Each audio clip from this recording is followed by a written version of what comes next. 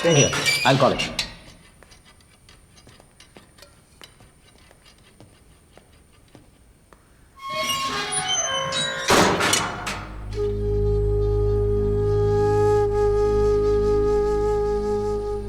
Relax, Ami.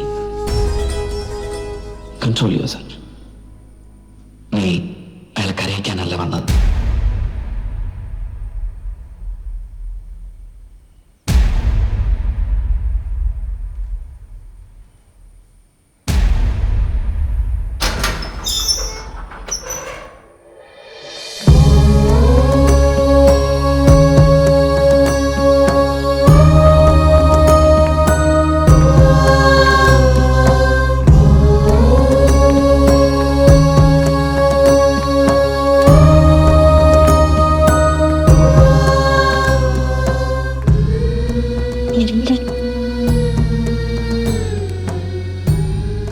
സുഖം.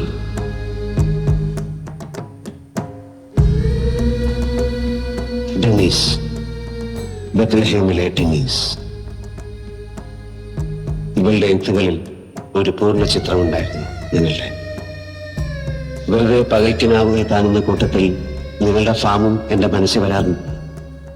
ഭാവനയിൽ ഒരു ബത്ലഹേം ഞാൻ ഉണ്ടാക്കിയെടുത്തു. ഒറിജിനൽ ഒരിക്കലും കാണാൻ പോകുന്നില്ലാത്തതിനാൽ ആ സങ്കല്പം തകരില്ല. അഭിരാമി, വരേണ്ടിയിരുന്നില്ല. ഈ കണ്ണീര് എന്നെ പലതും ഓർമ്മപ്പെടുത്തും.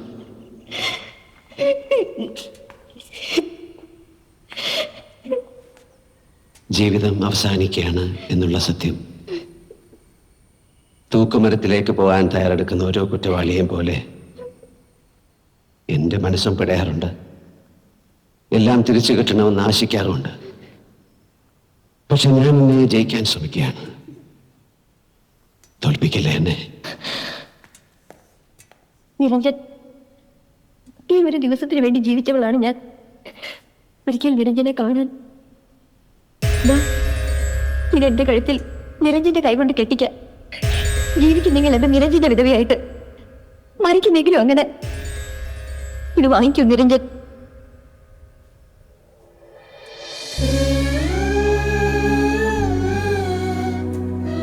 അഭിരാമി ജീവിക്കണം. ഒരുപാട് കാലം ജീവിച്ച് വേണം എന്നോടുള്ള സ്നേഹം തെളിയിക്കാൻ. പക്ഷെ നിരഞ്ജൻ എന്ന കുറ്റവാളിയുടെ ജീവിക്കുന്ന സ്മാരകമായിട്ടാകരുത്. നിരഞ്ജൻ ഒരു തെറ്റാണ്.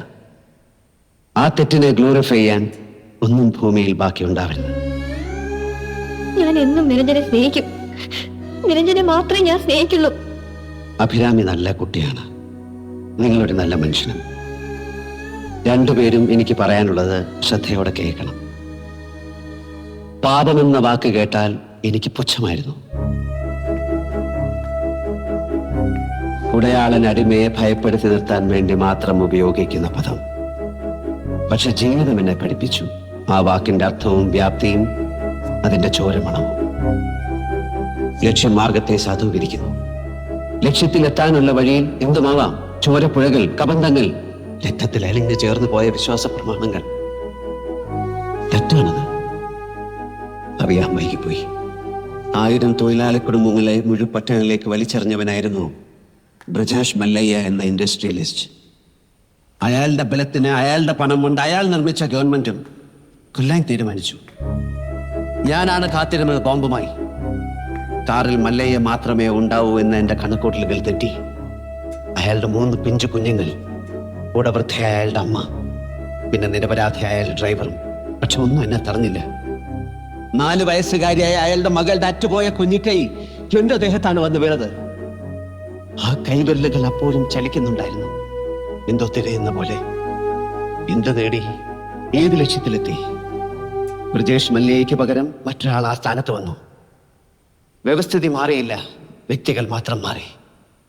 ഒറ്റപ്പെട്ട കൊലപാതകങ്ങൾ, മഹത്തായ മാറ്റം മാത്രം കൊതിക്കുന്ന വികാരജീവികളായ വിപ്ലവകാരികളുടെ മനോരോഗത്തിന്റെ സൃഷ്ടികൾ മാത്രമാണെന്ന് ഞാനിപ്പോ തിരിച്ചറിയുന്നു.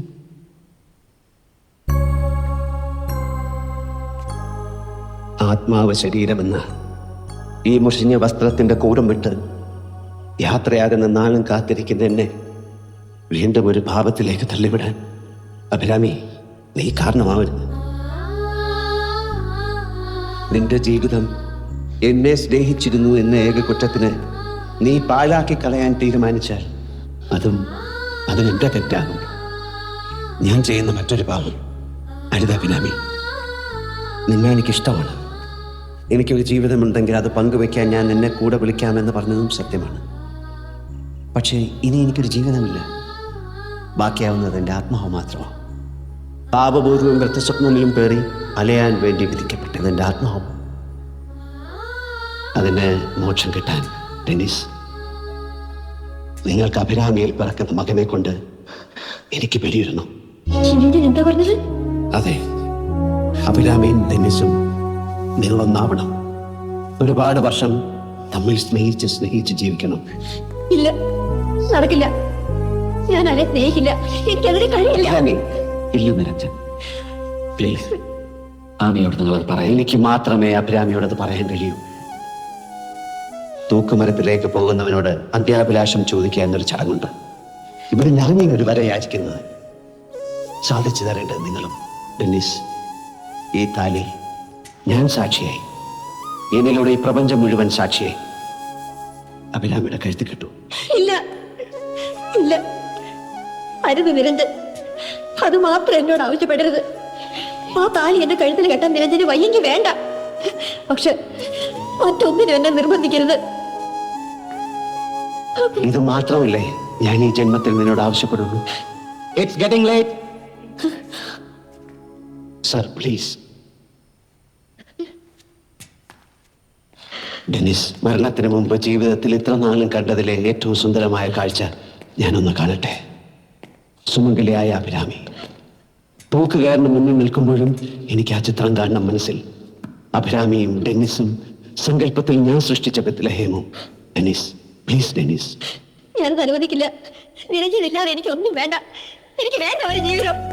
നോക്ക് അഭിരാമി, അഭിരാമി ഒരു ത്യാഗം ചെയ്യാൻ പോകുന്നു. ആരുടെ മനസ്സുഖത്തിനെ?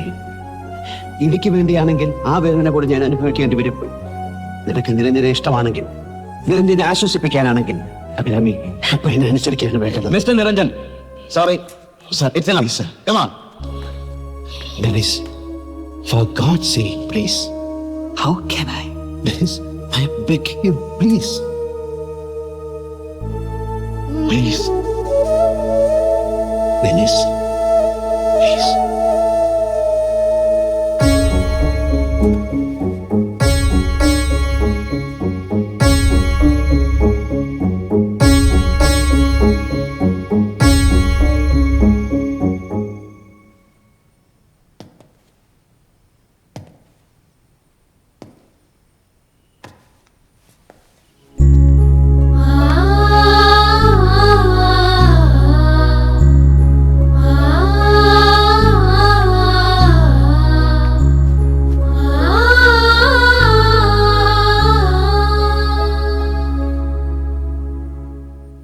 ഇത്രയും എനിക്ക് നിങ്ങൾക്ക് വേണ്ടി ചെയ്യാൻ കഴിയും നിരഞ്ജൻ.